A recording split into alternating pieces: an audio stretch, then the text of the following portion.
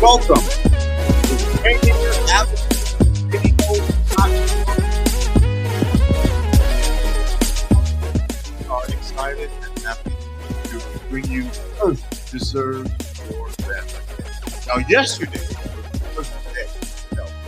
We had a phenomenal day on Earth Day. We went to the Wamish Park, the Wamish River, and just learned a whole bunch of stuff. And Elise Mulligan was here and did an indigenous Chicana dance that was filled with a lot of information about ancestral connections to the earth. On Monday, we had, again, incredible panels. And this morning, we had a panel at 9 o'clock with John Davis from the King County Waste, forgot what the title is, the NRC or something like that, the NRP, the Department of Natural Resources and Parks. And then also, Warren Jimenez was here, who's the King County Parks Director, and we again had a wonderful conversation. You can go back and you can see all of these conversations on demand now by going to the YouTube for Rainier Avenue Radio.world, or you can go to Rainier Avenue Radio World and it'll show you, and you can watch everything on demand. This current discussion that we have taking place right now is entitled Co-Building Resilient and Inclusive Communities. Co-building resilient and inclusive communities. Our guests that are going to be joining us, and they will introduce themselves and tell you more about who they are, will be Monica Wilson, Elise Rasmussen, and Gus Williams. And I'm going to pass this over to Monica right now. Welcome, everyone. Thank you, Tony. Hi, I'm Monica, and I'm a resident of South Seattle. And I like to define myself in a very layered way. I'm really committed to growth, and I've always been curious about communities that allow us to expand and make us feel seen and valued and heard. And that requires sustainability in a holistic viewpoint.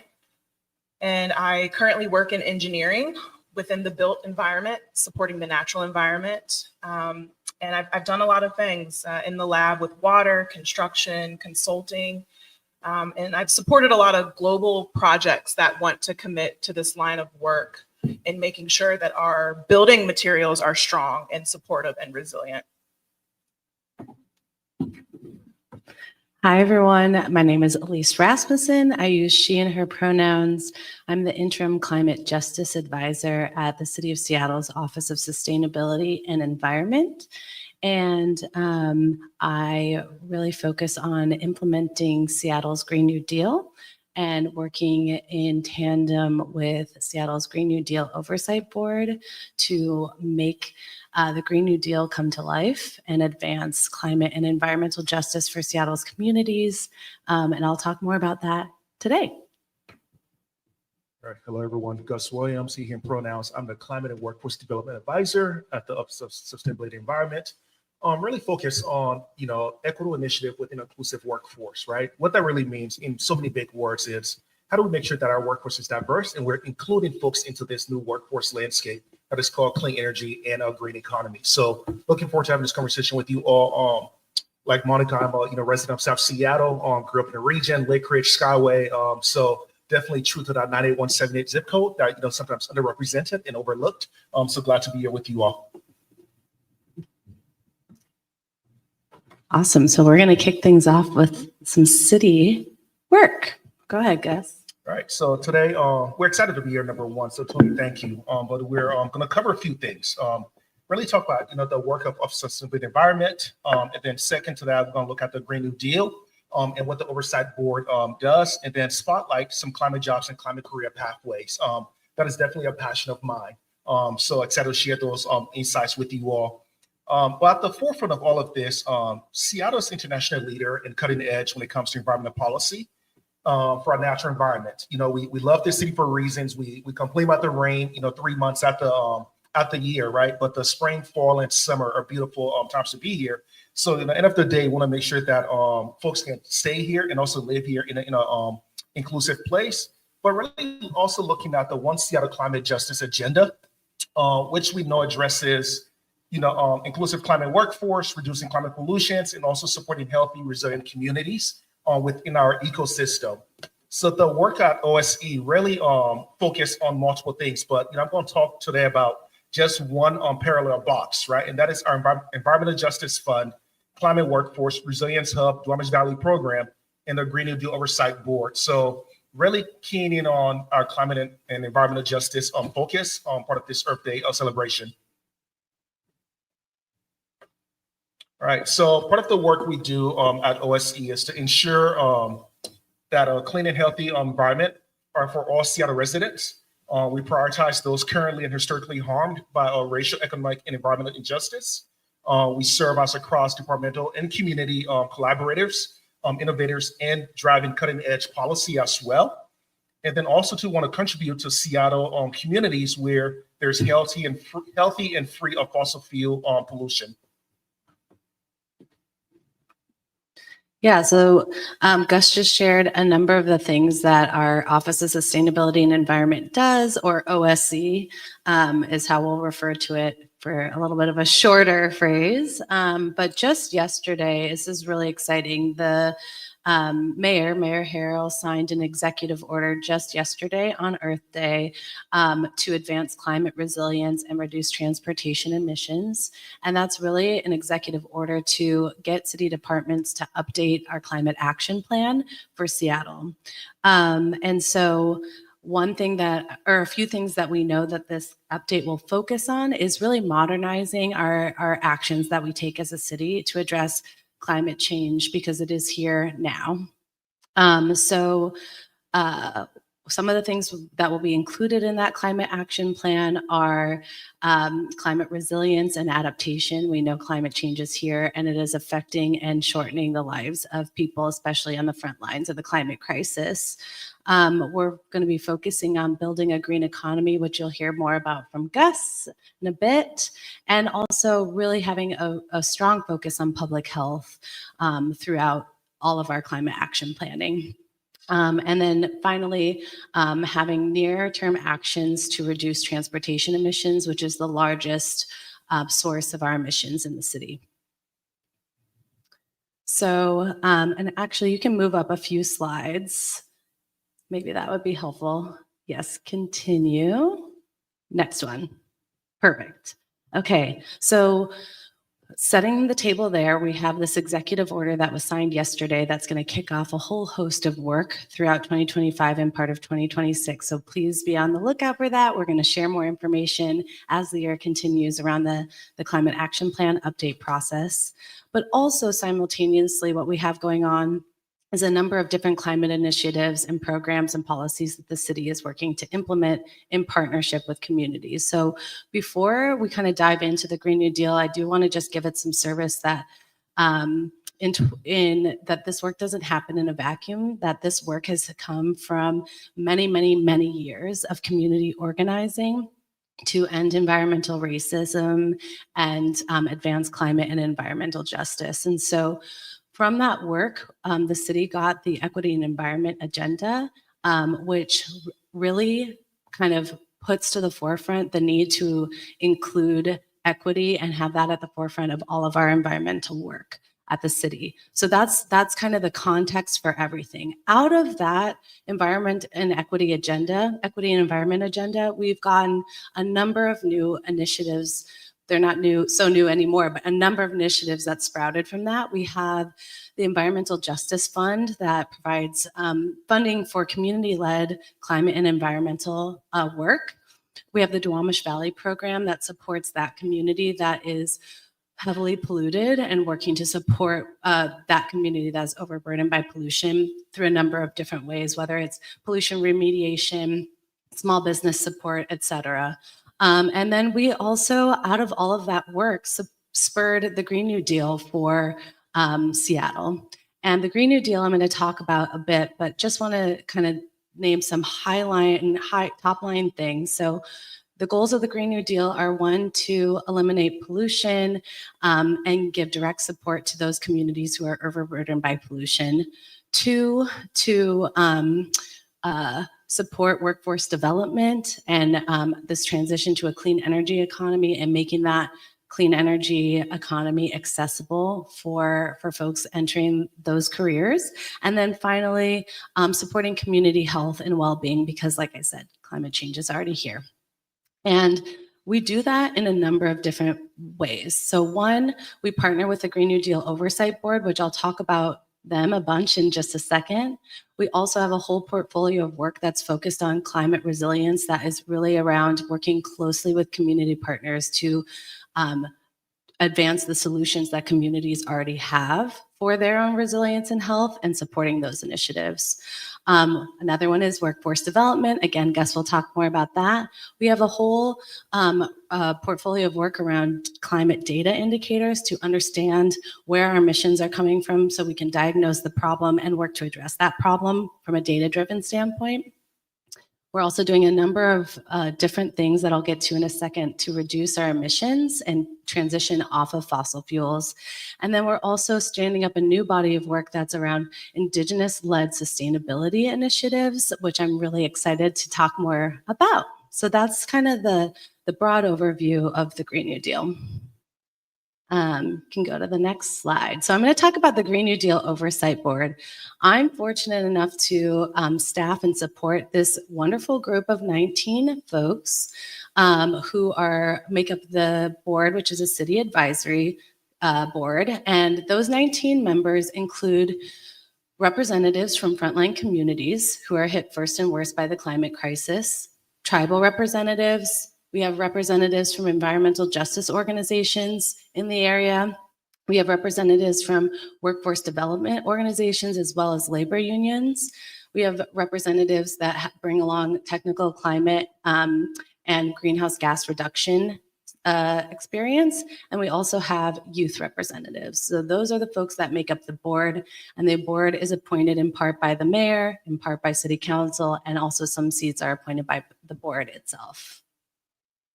At a high level, the board works to do a number of things, but at a high level, they really provide guidance to support the long-term success of Seattle's Green New Deal.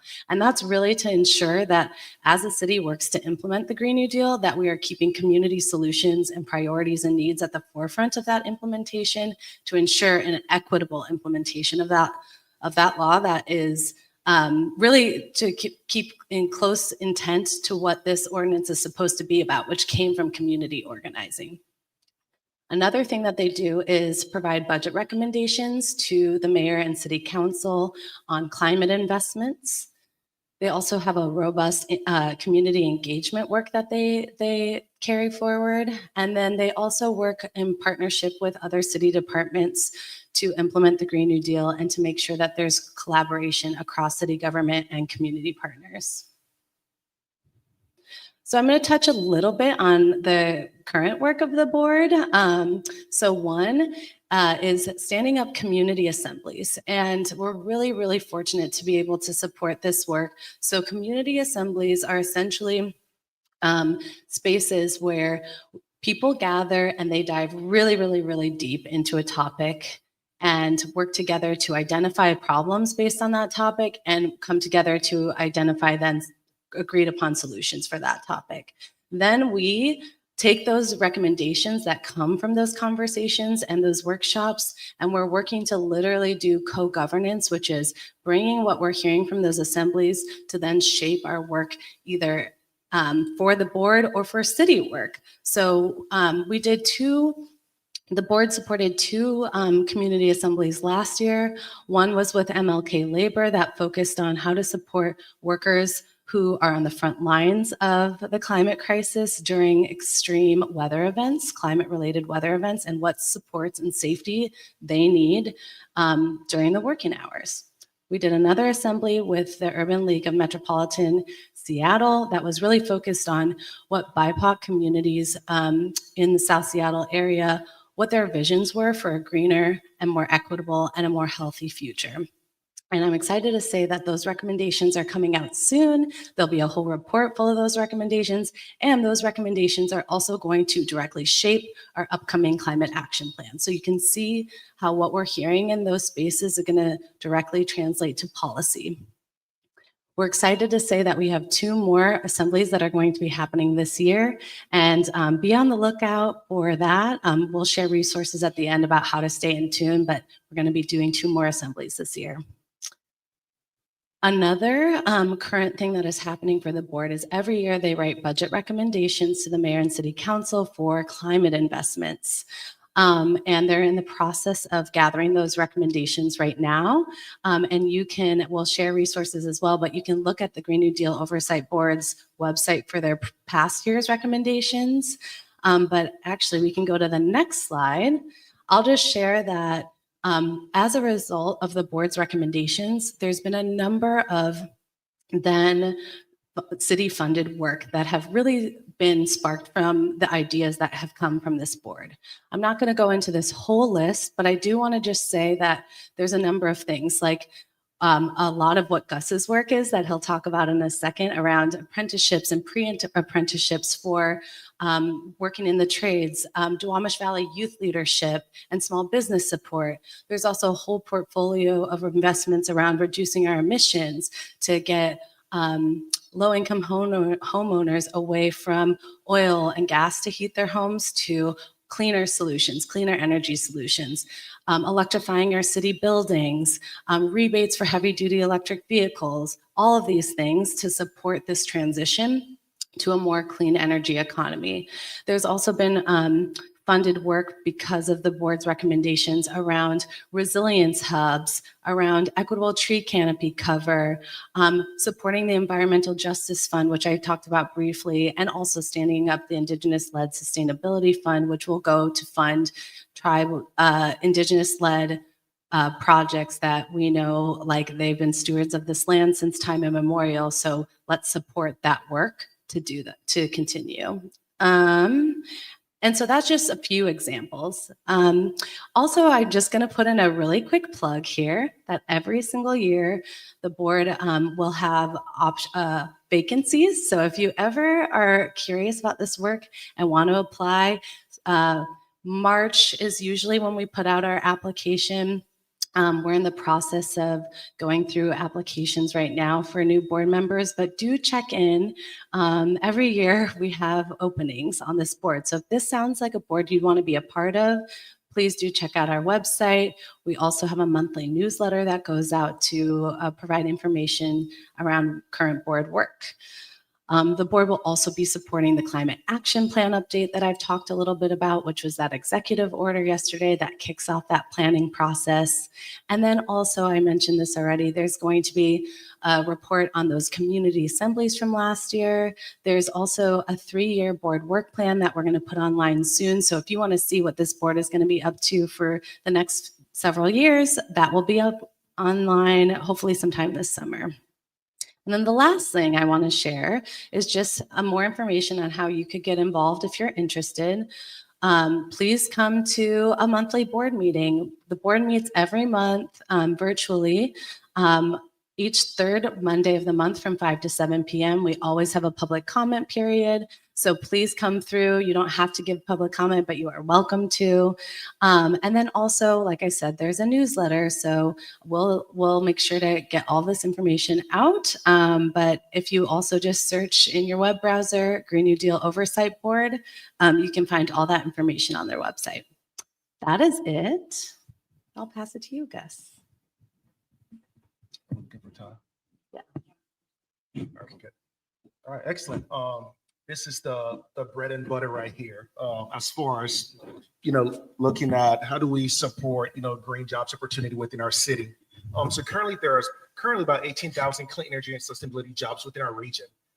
That is, yes, a large number to say, right? But how do we get folks connected to those opportunities? So looking at that, the green economy is growing 3 times faster than traditional employment sectors, averaging $38 an hour, right? That is a number that we don't normally share out loud with some folks, but end of the day, right? People want to know, how much can I make in this energy transition? That is sometimes just a starting rate. We know folks working at different local unions, IBEW, UA32, and so forth, right? We're making a great amount of income in this energy transition, right? So as I'm saying this, it's just not necessarily talk about, all the cool things that's happening, right? But how do we make sustainable family living wages? And end of the day, that's what it comes down to. We want to make sure that folks can afford to live in a city that they grew up in and also have the ability to also come back to the city. Part of this conversation and context, we know that gentrification is real. We know that displacement is real, right? So we know in turn for other people to come back to this region, we want to make sure that they're making living wages, that they can afford to purchase a home or purchase a condo, whatever that case may be, to come back to these zip codes that we call Seattle. I love the fact that, yes, Auburn and Kent and Federal Way, South King County has a robust Black community, but how do we make sure that we can bring some of those folks back to our region, right? And that is why this green economy is going to play a vital role in that building of economic wealth for all folks. All right, next slide. All right, so why do climate jobs matter in Seattle? I kind of touched base on that a little bit, right? From that economic perspective. But we're looking at, green buildings in Seattle generate about 40% of carbon emissions. So there's a big workforce for that. We have some goals within the city and also at the state level that has set benchmarks to say we need to reduce our emissions by X by certain dates, right? So we know there's a big workforce for that. How do we make sure we're engaging a trained workforce to take on that mission with us? And the Green New Deal that Elise mentioned also aimed to build and create green jobs. So how do we leverage all those opportunities that we have at our fingertips? And then, some of the programs that I run have 92% job placement rates within a green economy. So we partner with robust training programs providers to offer free training that the city paid for, right? So these trainings are free to any resident, right? Not a resident of Seattle, just any resident in general. They can engage in these training programs. So we have a high placement rates within the local unions, within the private sector ecosystem, and so forth, right? So there's so much opportunities within this climate jobs and within this workforce space within our region. We just want you to take advantage of it. And it is free once again, right? It is no cost to you. And some of the things that I hear privately is like, well, I have children, I have, the rent to pay, or I have the car note to pay. How's that going to support me, right? So we partner with agencies that will provide support services, right, to cover, some of the lost wages you may incur while in training and so forth. So really trying to be robust and creative in our thinking, right?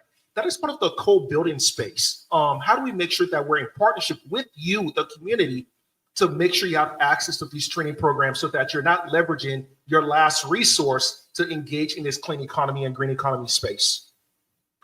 All right, so folks talk about climate jobs, right? Well, what is climate jobs, right? So there's a list of different ways to engage in climate jobs, right? So building electrification is one of them. Energy efficiency retrofits is another. Solar installation is another avenue to get into this climate career space. Sustainable construction that Monica mentioned, right? There's a big workforce need within that space. And then also to our EV vehicle infrastructure space. There is a lot of opportunities when it comes to EV charging and infrastructure, the technician, the maintenance of these electric vehicles. Those are great entry level or middle skill workforce entry points to get connected to a climate workforce. And then our stormwater and infrastructures. There's so many opportunities within that space as well too. So when we talk about this sector as a whole, we body it and label it climate workforce, right? Because all of these jobs and opportunities have some climate aspect connected to it, right? So EV transition, for example, right? We know the transportation sector is a big polluter, right? So as we're transitioning into EV, how do we make sure that there's more EVs on the road? There are technicians, there are folks with the infrastructure knowledge, right? Putting in, if it's level 2 chargers at a local park or grocery store, or chargers at your own private homes, right? So there's such a big connection to this, and that is why we're very passionate about this climate workforce, and that is why we're kind of rebranding the name from green jobs, environmental jobs, to a climate workforce in a green economy. All right, we're going to take a break briefly, and we'll be back with more information, so stay tuned.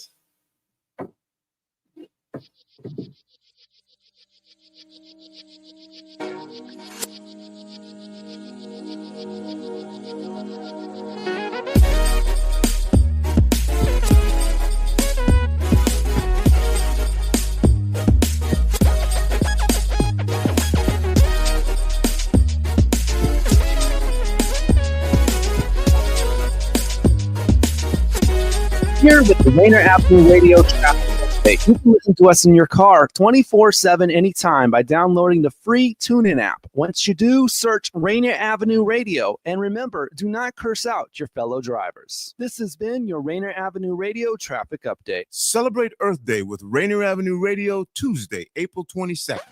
Wait.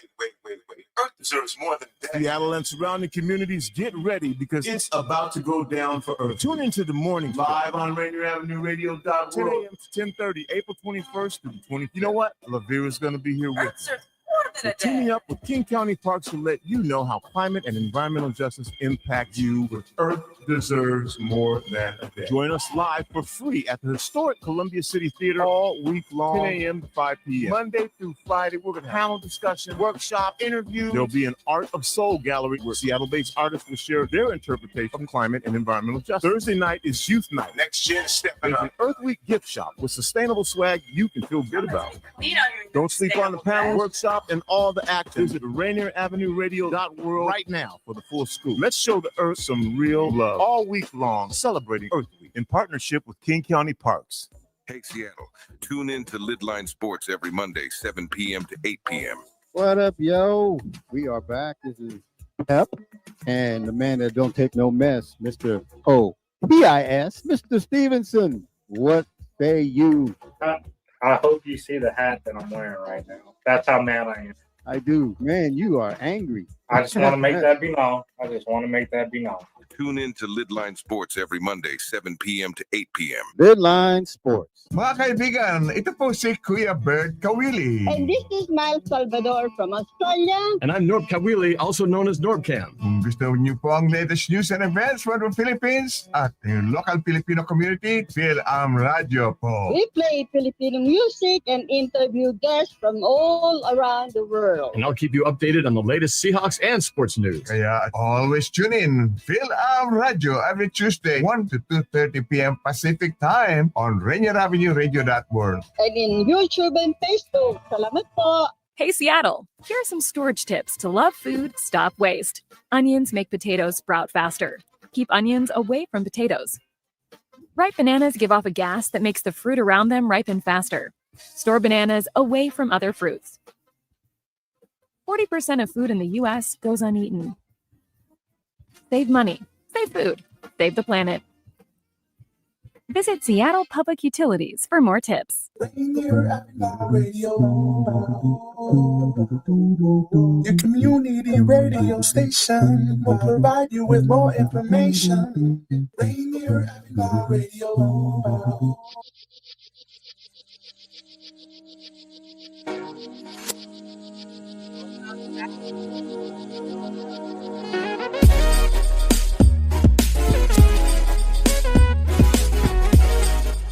Right back up where we left off.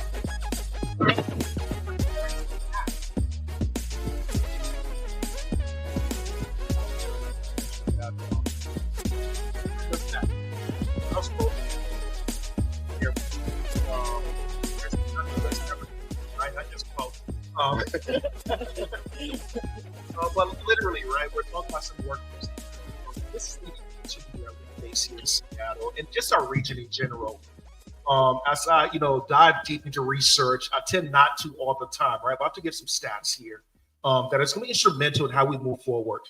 About 19% of the green workforce comprises of women, right, within the Seattle region. That's a very low number. How do we get that number up, right? We need more young women, our educators talking about this clean energy, this green economy, this climate workforce space, right? I myself am a father of two. I have a 10-year-old daughter. And part of this context is not lipstick science, right? Let's talk about the real science, right? Let's talk about math, the STEM, the engineering. So when I mentioned the word lipstick science, right? And no discredit to the Kardashians, right? I don't care what shade that color is. Let's talk about the real intrigue of what, math is, right? Let's talk about biology. Let's talk about chemistry. Let's talk about physics, right? I care less what that shade is, right? But let's engage our young women within real science, right? Another component to that is that only 16% of people of color are in a green workforce space within our region. So we are trying to build an inclusive workforce. What does that mean, right? Is engage within our communities. We have priority hire zip codes, and those zip codes have now expanded to federal way. I mentioned earlier at the top of my conversation that we're seeing people, get displaced, right? Move further south. So we've expanded our reach into the federal way system or federal way zip codes to bring people back into that green economy space and climate workforce space, so that we can put the resources where the people are at. And that was a major shift within our policy practices this past year. And then, just to be frank, right, the opportunities are unique, right? They're big. We have these audacious goals as a city, as a state, as a region, right, to really engage in an inclusive workforce. So how do we pair those things with other partnerships? For example, I work closely with the Port of Seattle and King County and WDC, which is the Workforce Development Council, really trying to pair and support and close those workforce gaps. So I cannot, leave without telling you how to get connected to the work we do, right? So building green career pathways. The city currently fund about 8 specialized clean energy and certification programs within Seattle community colleges.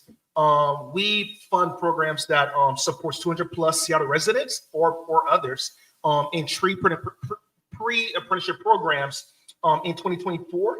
And then 88% of those folks were placed into city career green pathways programs with an average job starting between $24 and $20 an hour, right? So we're trying to really build a pathway for folks into the space. And then moving forward, I want to talk about the investments. I'm lucky enough to work for a great department that is truly in a mayor that is truly invested within this ecosystem of climate workforce. So really invest in our training programs over the next 5 years, focus on equitable access within these climate careers, and creating employer partnerships, right, that guarantee job placements, and then also developing specialized curriculum for emerging technologies. Seattle is robust. Seattle has talent. So how do we pair all of those things up to make sure that we're supporting our community as a whole, and that we have this beautiful city we call Seattle to be home for the next, hundreds of years for generations to come. So how do we build that just transition? Looking at, priority hiring from communities that's most impacted by climate change, guaranteed placements in union apprenticeships programs, investments dedicated to diversity initiatives in clean energy workforce, and then support services. I mentioned that, right? Folks are always asking, well, how do I supplement my income if I'm in training? So providing those support services and those initiatives to truly bring folks to the table, right? And saying, hey, we got you, right? Because I think, for generations and historically, right, I don't think there's a city entity that has always said we got you, right? A lot of times it's always the other way around, right? What can you do for us? Now we're saying we got you. So we want to find ways to support those folks who are going through training and so forth. So the next few slides here really around resources. There's a clean construction apprenticeship guidebook that we have on virtually online. Elise mentioned the Green New Deal website, the Green New Deal Oversight Board website as well, and then also to our newsletter. Our office is always doing unique, cool things. So definitely check out the newsletter to learn about what we're doing and how to engage with us. We are community members, right? Yes, we work for the city, but end of the day, right, we're all community members trying to do our best to make sure that we have a home in Seattle. All right, so that brings us to the end of our slide. Elise's and I contact information is there. So please feel free to reach out. Tony and Rainier Avenue Radio have our contact as well. So please, if you want to learn more about the work we're doing, please reach out and engage with us. Thank you. Awesome. Well, that was just incredible to take in, and I really appreciated learning all of the city's efforts and what you're working on and what you're maintaining and what's working, what's not working. And I love how you said, Gus, we're all active members of this community, and we get so embedded in our job and our role. And I kind of just want to segue the conversation and now open it up for everybody here and out there on how do we build an inclusive community from all of these angles in a holistic system? And what does that inclusivity look like? So I'll give a brief gem. I'm an environmentalist, but I'm a transplant. So I'm working in that green building built environment space. But it wasn't until I became a resident of South Seattle and I learned from a fellow environmentalist in the audience who has a book, Sylvia had not. And one of the first bullet points in her book that stood out to me was this zip code that we're in right now, 98118, was the most multicultural, diverse zip code in the US at some point. And diversity becomes our superpower when we talk about and think about building resilience. So if you have any thoughts, just chime in whenever. And that completely shifted why I became a resident here and what progressive environmentalism means to me. So I want to give this city in the South Puget Sound in Washington State a lot of props and flowers, because we're hard on ourselves here, because life is hard and life is hard everywhere. And something that's sticking out for me about resilience is we're all going to go through challenges. And do we have a bridge to walk across when we meet that moment in our lives? Do we have a community? Are we a part of our community? Or maybe you don't know how to show up in your community. But real quick, Seattle is one of the most sustainable and environmentally progressive, the PNW regions in the US. And as somebody who has traveled around this country, when I was seeking a environmental career in my early adult life, I didn't know where to go and I didn't know how to get there, and I didn't have the economic resources to just do it. I was taking classes at my university, University of Virginia, and I was reading from the slides and the textbooks. This city has this and this city has that. And my city didn't have the resources, or my region didn't have the resources, and I didn't know where to go. So ultimately, I chose to make that leap for myself and end up here. And it's been a soft place to land. So Seattle does a lot of work to address climate change and carbon emissions and transportation, as you've mentioned, and the built environment. Seattle also created the nation's first carbon neutral utility company, earning Seattle the name the Emerald City. And not only does our beautiful region have year-round biophilia that is so green and so nourishing, it is also a pioneer in green energy practices and efforts. And Seattle ranks in the top 1% of the country for renewable energy due to the hydroelectric dams that are here, with 80% of that energy in the city coming from clean, carbon-free hydroelectricity. So just give yourselves a prop on the back for the work that you do. It's great to be here in this profession and to learn how to show up on the ground every day in my community. So I had slides, but I just wrote my 5 tips for resilience, and I would love you guys to just chime in. For co-building resilient and inclusive communities, the first bullet point is centering equity and justice. So in a community like South Seattle that is so multiracially diverse, through those different cultures, over time, people have ways of being and staying and remaining resilient. And if you don't have that sense of awareness, you're not tapped into it.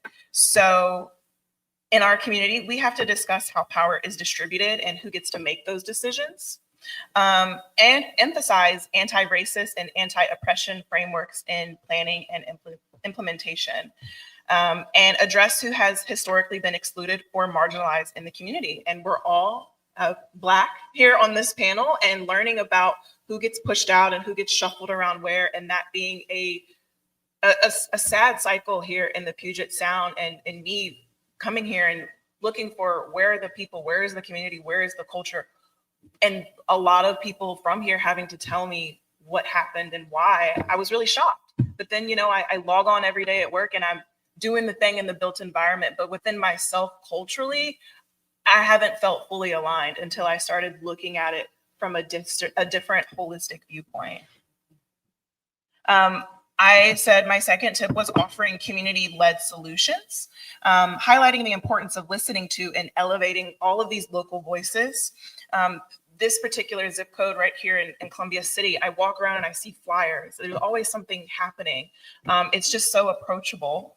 And it just reminds me to offer my experience as my value and my lived experience, and not what I can do with the toxicity of the paints and the VOCs and the materials of a building. Like, that's great and fun. And we do need to continue to build that workforce here. But I always feel off balance when I'm only pursuing one and not the other. And talk about the shift from top-down approaches to grassroots empowerment. The third bullet point I offered was sustainable systems and climate resilience. We have to continue to address how climate change disproportionately impacts marginalized communities here through different seasons, or like you said, when you're in survival mode and you're focused on paying rent and getting your family to and from work, you're not really thinking about nature or biophilia or how to show up for Earth Week or how to connect to Tony Benton. You're just in your day-to-day due to nervous system dysregulation and other economic factors. And so we need to continue to talk about how that impacts us all culturally across the board.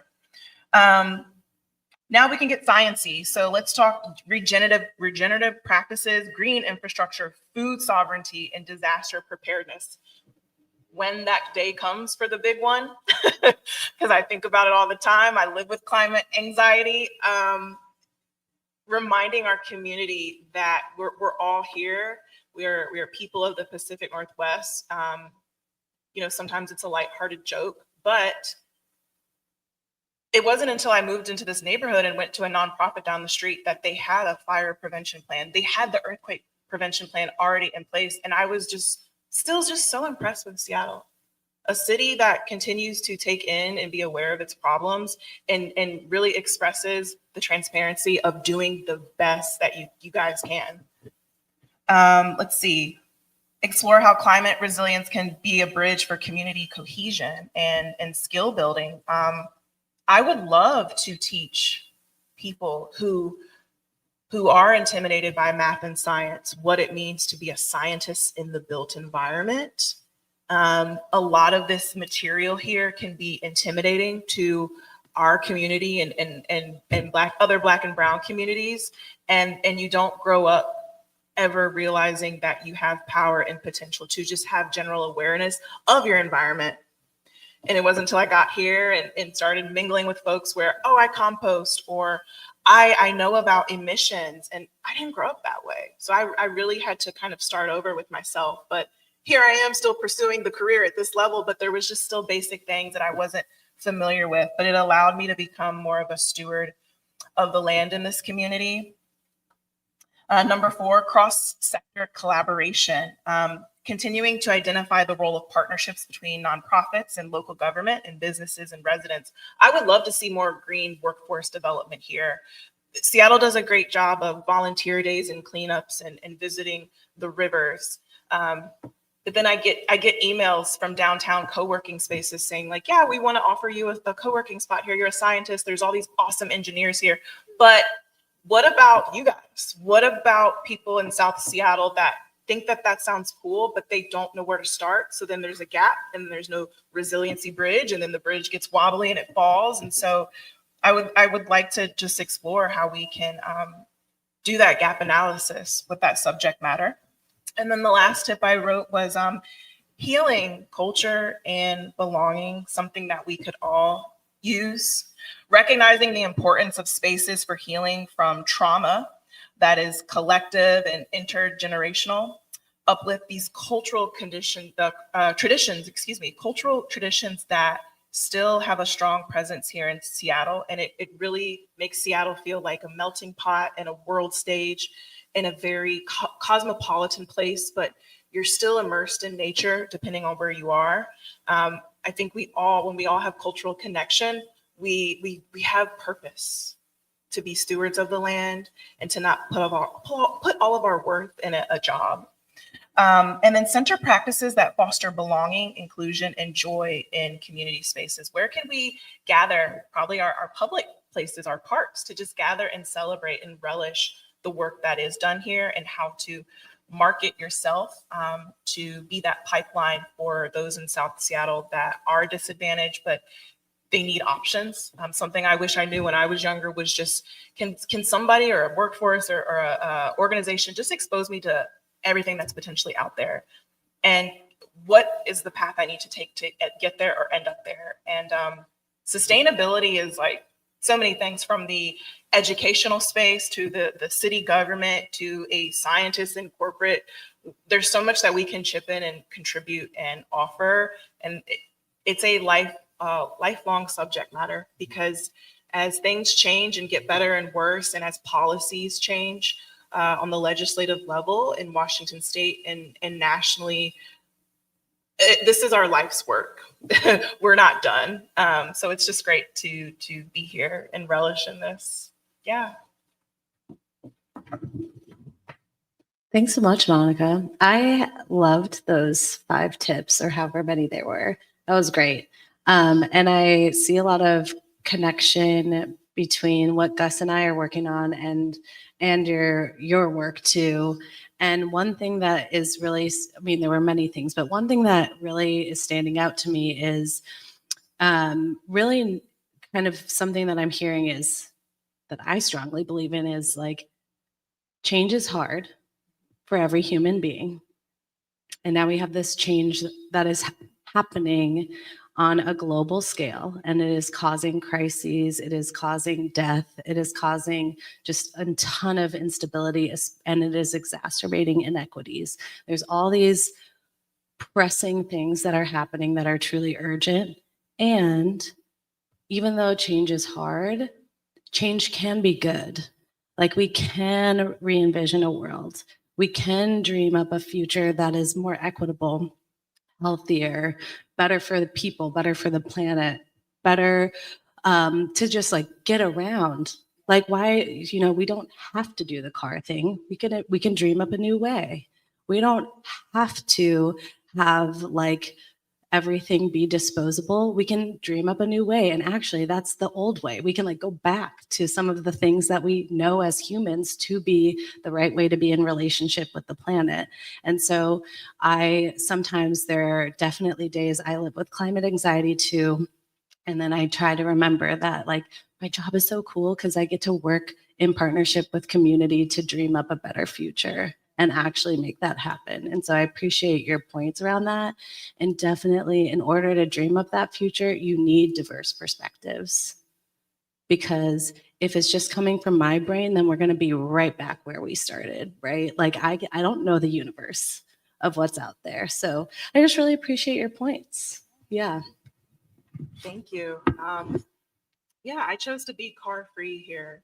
And there's a social stigma around that, but Seattle makes it so easy to be that way. 75% of the time it does. Maybe you need to take a bus or Amtrak. Totally. Yeah. And it's been over a year now with me doing that, but I've really appreciated this experience and being able to make it happen for myself. But like you're saying, if there's an environmental problem within the city, it's like, oh, just call this person. But what about these people over here or these folks, and just remembering to bring us all together in cohesiveness. But we're finding each other. Mm-hmm. Yeah. Yeah, no, and I appreciate that, right? And part of Elise's work around these community assemblies that she mentioned, right, is really bringing a community back to the table. We partner with the Urban League and our labor unions and all these different folks, right, last year around that time, right, to really talk about, what does doing government different looks like, right? Mm-hmm. And internally our office, that's what we discuss, right? We're all from this community. How do we make sure we're doing it a little different, right? From a policy lens, right, of like, this is your specialized training, right? Focus on workforce policy, right? That is fine, that is fun. But what are some of the tangible things, the low-hanging fruit, right, that I could bring to the table for my next door neighbor, right? Or for a young person in my community that I see maybe just hanging around doing I don't know what, right? To say, hey, man, there's a training program down the street that you should be a part of, right? And, this is the wage, right? This is 12-week training, right? And they'll take care of some of the car support assistance. They'll do all these things, right? So for us is, just don't email us or call us, right? But we try to do government different. And that's why we need spaces, right? To say, I will come to you. You don't have to come to my office, right? I will be in your space with you, and we celebrate and we uplift and we do all these different things for our community because we want to say we're going to do this a little more differently because we're in the community with you.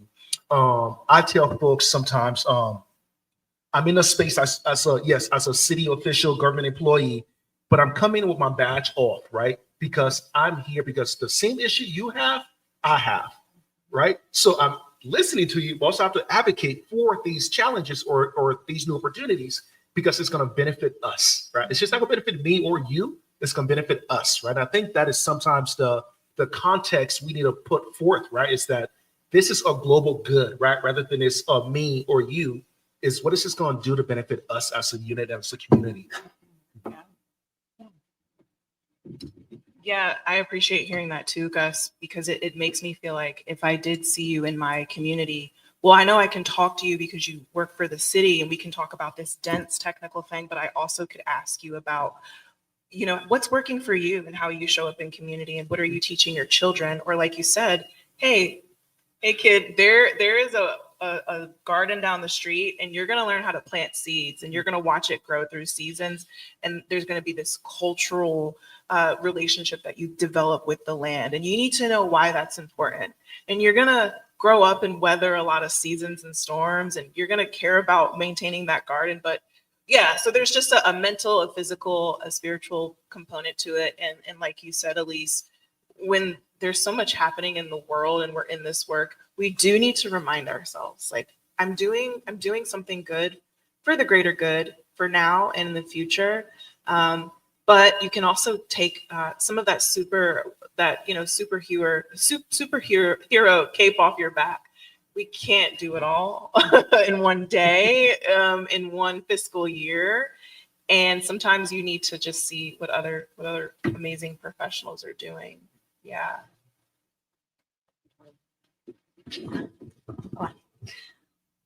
I'm just inspired. I don't have much more to say. I will, one quick thing that I will just say is I want to give like so many kudos to all of our community partners who have made this work possible for us to have our jobs that even exist at the city.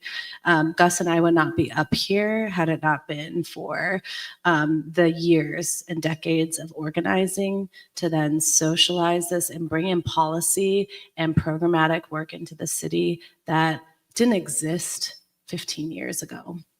So I want to like shout out all of that hard work. And now it's so cool that we get to be here in our jobs and also carry out the visions that those same community members have been fighting for decades. So I am in awe of both of y'all's lines of work and also want to give kudos to community. Yeah, Elise, thank you for that, right? Yes, we stand on the shoulders of giants, right? To say that. But also, too, this is the space to invite you all in, right? To understand the work we're doing. Co-create, collaborate, whatever terminology you want to use, right? Those $25 words, right? How do we do that together? Because at the end of the day, you know, I mentioned policy earlier, right? We can go to our desk and pair with a couple other city departments and craft these policies. But at the end of the day, we want to make sure it's going to benefit you all, right? So how do we work together, right? So please, you know, this is like my ask, right, to you all. Engage with us, right? Because we're trying to do government different, right? Yes, there are 3 brown, beautiful skinned people on this stage for a reason, right? Because we've seen the changes, right? And we understand the struggle, the challenges, right? The climate anxiety, right? The opportunity of like, well, where's my next job going to come from, right? Want to make sure we can provide those insights, right, to help you through those challenging times. So this is the moment, right? The call to action, right? Is to engage with your local municipality. Yes, we're City of Seattle folks, but there's the City of Renton, Tukwila, Des Moines, Buren, you name it, right? There's all these municipalities doing some unique work, but I think it's for us to engage. We cannot control what's happening at the federal level, but we can communicate and contribute what's happening at the local level as well too.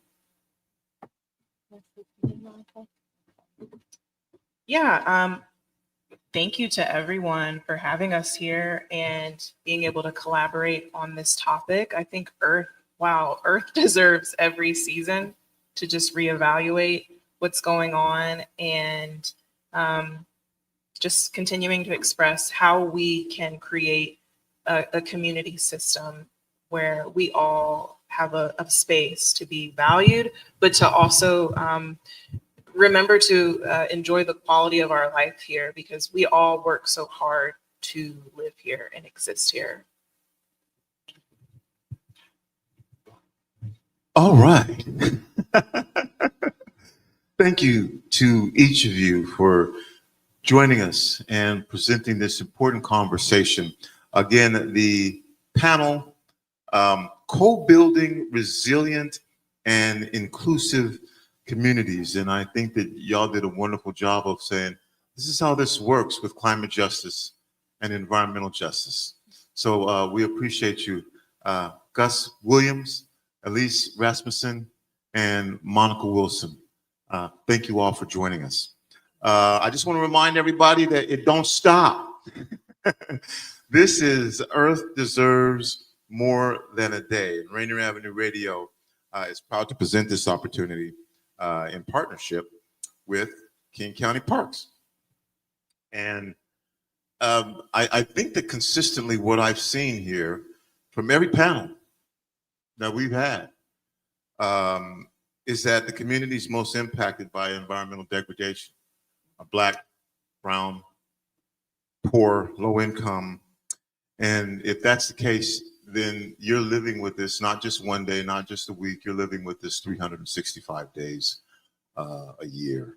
So I really appreciate y'all being here and the work that you're doing and the leadership that you're showing. From the air that we breathe to the water that we drink to the green spaces, everything's connected. Everything is connected.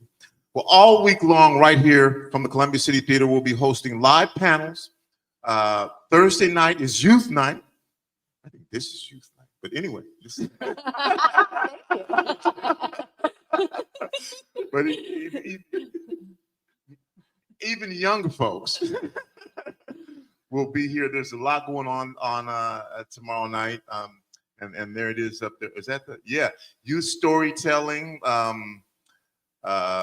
workshop. And then I know that there is a youth panel discussion from 6 to 7 as well. And I'm really excited to hear what those young folks to say. And we also had some folks here from the University of Washington Sustainability Program on Monday as well. And they were young folks. So it's really cool to see youth taking a leadership role in this issue. I mean, it's y'all's earth, you know? Oh, and don't miss on Friday, if you enjoyed the conversation this morning with John Davis and John Taylor, excuse me, and Warren Jimenez, who are the DNRP director of John Taylor, and then the King County Parks director, Warren Jimenez. And yeah, we got into some stuff because politics matter. Policy matters when we're talking about these issues. On Friday, don't miss our noon panel, Elected Officials Discuss Environmental Justice, featuring Seattle Mayor Bruce Harrell, Bremerton Mayor Greg Wheeler, Seattle City Council President Sarah Nelson, and then we'll also have representation from Yakima, from Vancouver, Washington, from Ellensburg, Washington, Spokane, Washington. At the end of the day, as we said earlier, the air doesn't know the boundary, you know, and these issues are pervasive in our communities from which we, if you were on if you go back and look at another panel from Skyway to Senegal, from the Duwamish to the Dominican Republic, it affects and impacts everyone. So whether you're listening from home or your car or your classroom or your corner store, stay locked in. We're going to be here for you, and we'll be sharing stories, continuing to raise awareness, and most importantly, building action, because this is more than just the programming that we're doing. This is a movement. This is for the people, and this is why Earth deserves more than a day. Stay tuned. We continue to have a powerful week coming up for you. On behalf of Rainier Avenue Radio and King County Parks and everyone who's participated so far and will continue to participate, this is Tony B saying, remember, whether you believe you can or whether you believe you cannot, you're probably right.